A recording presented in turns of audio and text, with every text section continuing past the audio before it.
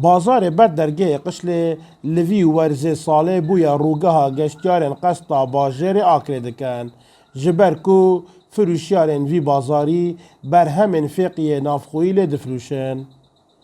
قاسم چند ساله که لبازار بر درگه قشل کار فروتنا هجیرن آکره دکد او دیار دکد که جوانی و طام و جورن هجیر آکره سرنجا گشتیاران را گشایه. سيدا حالا مشت تجیل توکری وقت تجیل توکری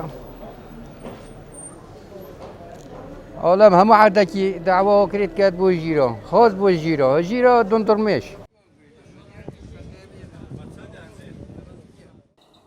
نوکه دم پیگشتنا تریه سر آکریه.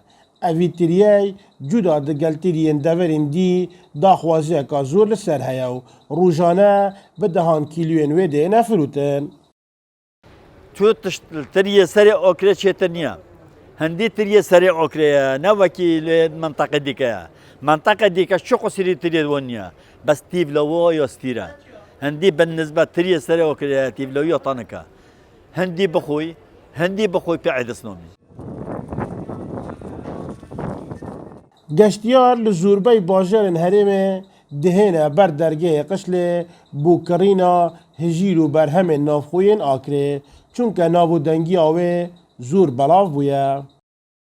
والله السليماني وهاتين برهما كان جوانا هموش كان خوشة هر خاص هنجيرة كان زور خوشة هر شونكش خوش أكل زور خوشة شوني سياحي خوشي تيايا هجيرة كير زور خوشة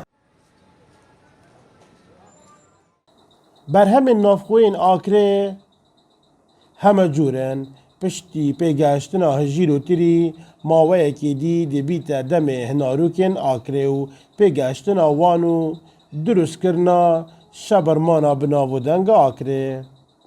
اسماعیل سعید دزگه میدیای بادینان آکره.